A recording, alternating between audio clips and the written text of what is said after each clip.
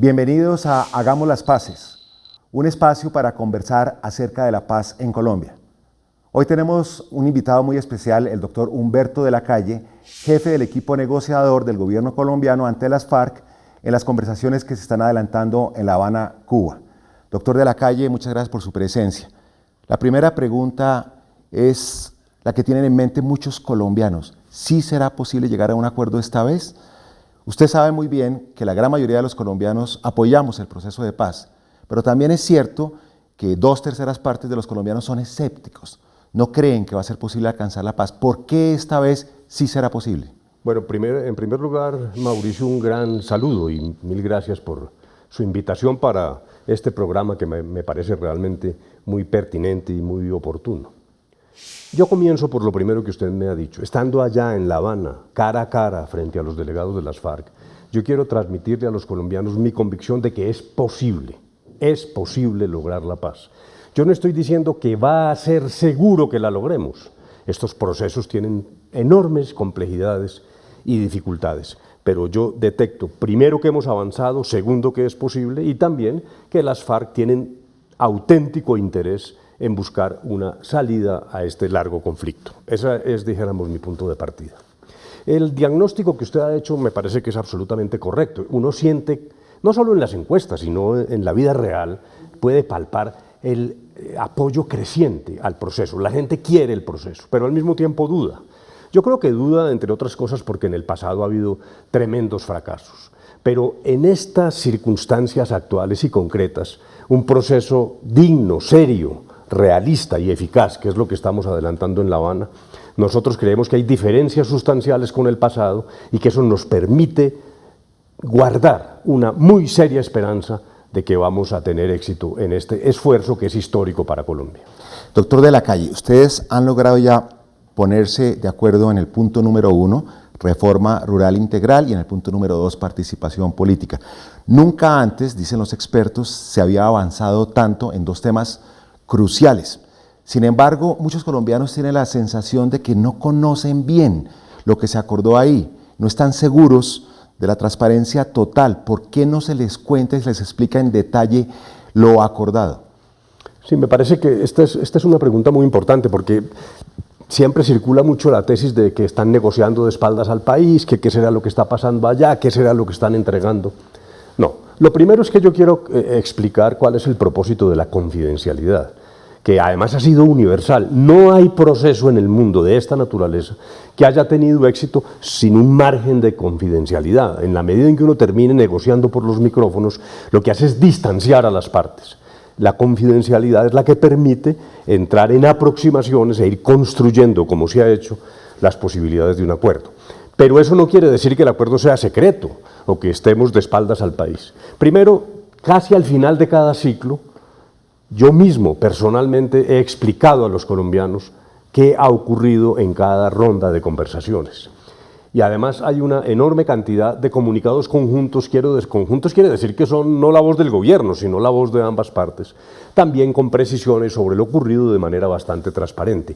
Hay además un documento que comprende los puntos 1 y 2 a los que usted ha hecho mención, que ha circulado profusamente y que contiene la casi totalidad de los acuerdos en su versión auténtica. Ese documento es auténticamente lo que se ha logrado pactar en la ronda de conversaciones en La Habana. Yo pido el favor de que lo lean. Yo veo realmente, dijéramos, una gran ignorancia sobre lo que ha ocurrido allá. Probablemente nosotros, como lo estamos haciendo ahora, también tengamos que ser más explícitos, más transparentes y hacer más pedagogía.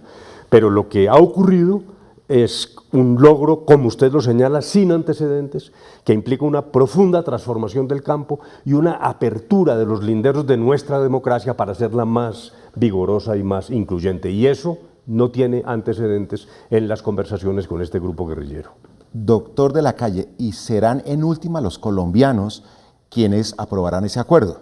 Tengo entendido, por lo que usted ha expresado, que cuando se llegue a un acuerdo sobre esos 6 puntos que están en discusión, será sometido ese acuerdo a algún tipo de mecanismo de refrendación popular que está por definirse, por concretarse, pero serán los colombianos los que conocerán en detalle, a fondo, cuando se complete toda la tarea y decidirán si están a favor o no de ese acuerdo. ¿Eso es correcto? ¿Eso es preciso?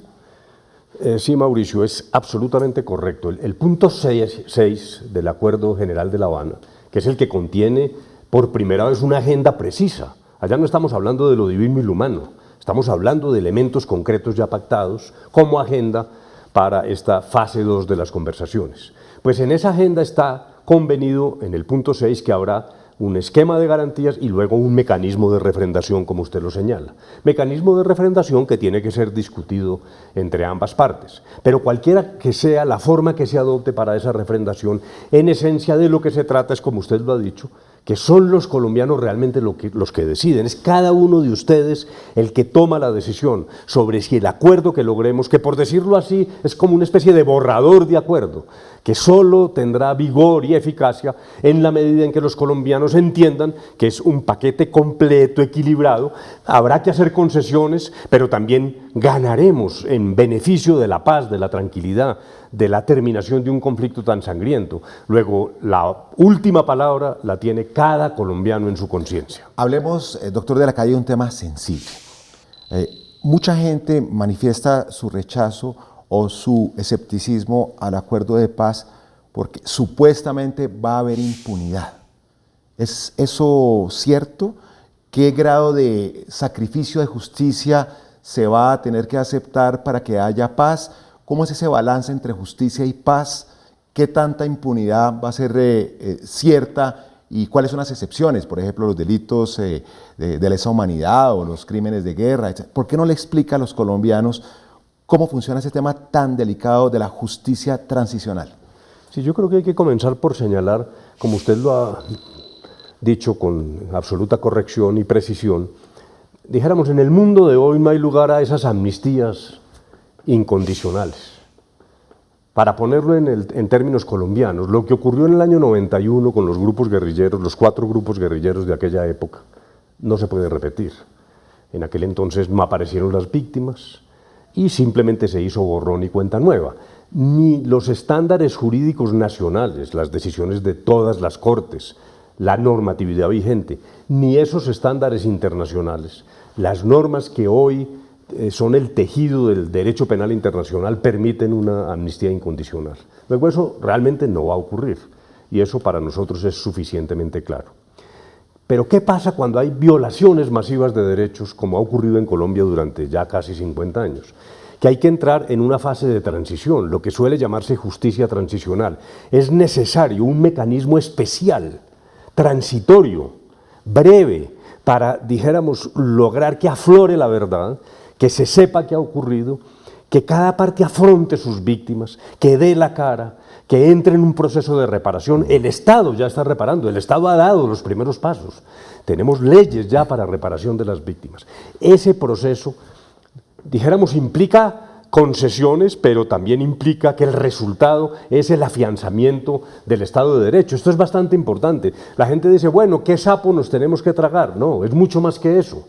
Es una justicia de transición rápida, breve, que aclare el panorama para que impere el Estado de Derecho, para que se suspendan las violaciones masivas de los derechos humanos como ha ocurrido en Colombia. Luego, no se habla de impunidad, de lo que sí se habla es de medidas especiales en el entorno de esa justicia de transición, como ha ocurrido en todos los procesos de paz del mundo, en todos. Tiene que haber unas dosis de justicia, pero también unas dosis de alternatividad, de búsqueda de soluciones.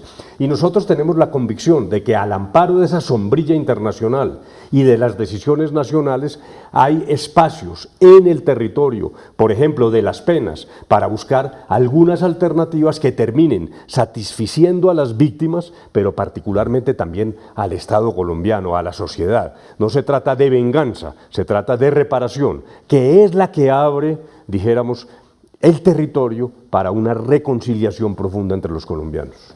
Doctor de la Calle, otra pregunta que recoge dudas del ciudadano del común.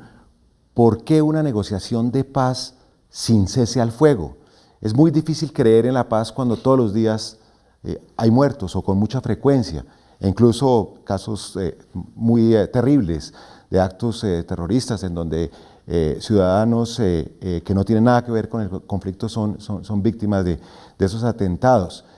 ¿Por qué se escogió la fórmula de negociar sin cese al fuego en lugar de un cese al fuego que hubiese facilitado por lo menos la comprensión y la paciencia de la opinión pública?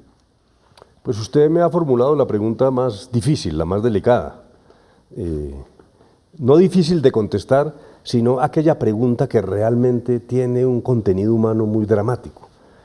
Nosotros en la delegación en La Habana sufrimos cada que hay actos donde mueren colombianos de uno u otro lado. Yo sé que el presidente sufre mucho con esto, lo he visto, pero la respuesta es la siguiente. En primer lugar, lo que queremos es un cese al fuego definitivo. Queremos es el final de la guerra, no la prolongación de la guerra. Y nos parece que un cese al fuego a cuentagotas lo que hace es alejar la posibilidad de rápidamente, en forma concreta, poner fin de manera definitiva al conflicto. En el pasado, el cese al fuego ha sido mal utilizado por la guerrilla.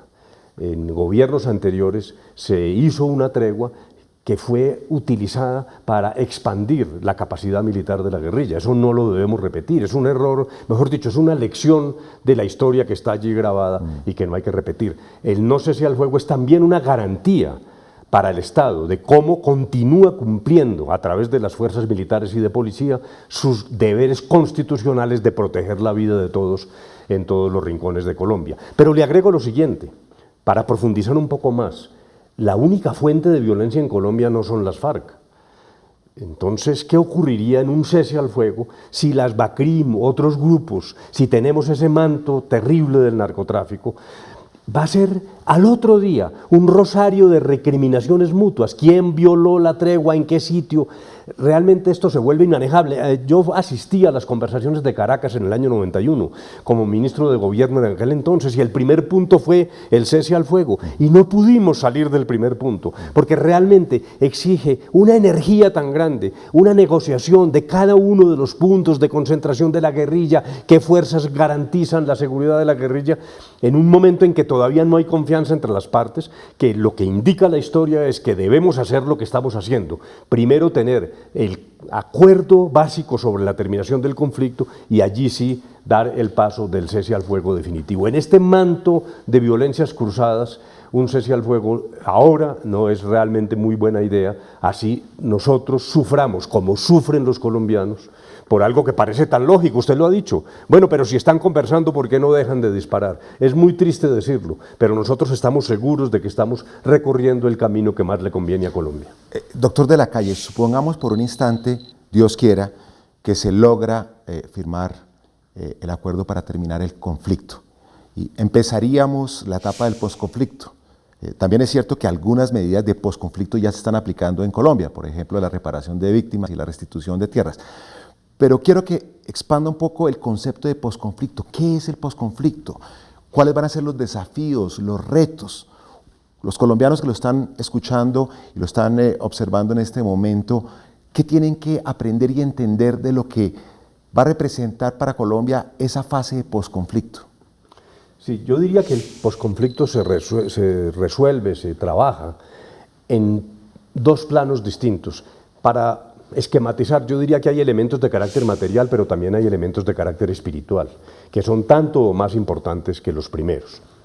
Lo primero que ocurrirá es un proceso de dejación de armas, un proceso de inserción de la guerrilla a la vida civil, un proceso de apertura democrática que abra las posibilidades para los que quieran tomar ese camino de incidir en la política sin armas dentro de las reglas de la democracia, pero también particularmente en los puntos 1 sobre reforma rural integral y en el punto que estamos tratando ahora sobre narcotráfico hay una serie de programas a cargo del Estado que tiene que hacerse con fundamento en una amplia participación comunitaria, pero que implican, por ejemplo, la reforma rural integral. Es una revolución en el campo, es un esfuerzo para cerrar la brecha. El campo se nos ha ido quedando atrás. Es lo que suele llamarse una especie de asignatura pendiente. Nuestros vecinos incluso han recuperado el campo, nosotros no lo hemos hecho. Por eso yo he sostenido que aún sin acuerdo es una tarea que le compete al Estado, correcto, lo que implica la calidad de vida de la familia campesina, la recuperación de su productividad, los temas de salud, de estabilidad laboral. de seguridad jurídica también para los inversionistas, de recuperación de la economía campesina, pero también de la apertura de grandes procesos agroindustriales que son necesarios para Colombia en una era mundial en la que va a haber escasez de alimentos. En fin, se trata de programas que tienen que ser aplicados rápidamente, que exigen una institucionalidad nueva, directa, distinta, flexible, ágil, que implicarán también profunda inversión presupuestal. Los colombianos también tenemos que saber que al frente tenemos ese desafío. Esto no es solo un problema del gobierno. El sector privado va a ser el gran protagonista de lo que se va a hacer en el desarrollo y aplicación de estos programas. Pero dije que hay un tema espiritual, porque todo esto ¿a qué conduce? No es solo a que haya más puentes, vías, asistencia técnica. Conduce a que tenemos que entrar en una fase de reconciliación. ¿Qué quiere decir la reconciliación? No es que quienes eran enemigos antes se vuelvan amigos, eso seguramente no va a ocurrir, pero sí cada quien reconoce sus víctimas, también cada quien reconoce su papel. Los colombianos tenemos que ser capaces de abrazarnos como una nación unificada, aún manteniendo nuestras diferencias, pero tramitándolas pacíficamente, entendiendo que la democracia se nutre del disenso. Aquí no estamos hablando de que todos vamos a estar de acuerdo. Seguramente va a haber desacuerdo y eso hace parte de la esencia de la democracia, pero uno sí tiene que tender la mano y decir, bueno, usted es mi enemigo, pero yo estoy en condiciones de reconciliarme. Muchas gracias, doctor de la Calle. Felicitaciones por los avances y mucha suerte en lo que resta del proceso. Los colombianos tenemos fe, esperanza en que llegará a buen puerto para iniciar ese sueño de todos los colombianos, vivir en paz y que haya prosperidad para todos. Y a ustedes, amigos televidentes, los invitamos la semana entrante a Hagamos las Paces, a seguir conversando con distintos protagonistas de distintas sectores de la sociedad colombiana que quieren contribuir a que haya paz en nuestro país.